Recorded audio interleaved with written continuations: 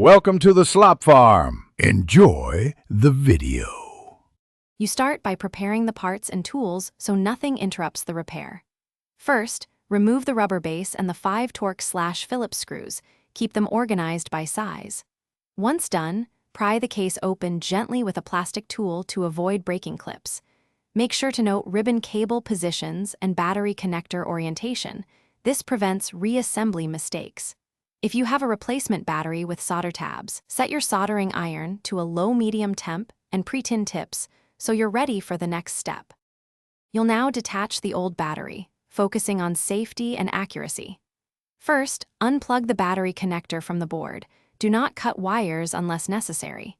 If the pack is glued, warm the adhesive with a low heat source and leverage a spudger to lift it. Avoid bending the pack. When desoldering, work quickly to limit heat exposure to components and use flux to speed the process. Make sure to document wire colors and routing with photos so you can replicate polarity and cable paths exactly when installing You finish by installing the new battery and verifying functionality. Match polarity and either solder or plug the connector into the board.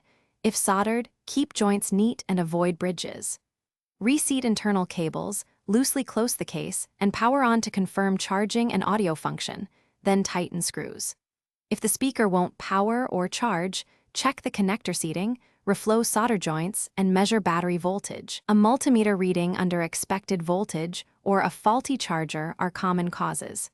If issues persist, reopen.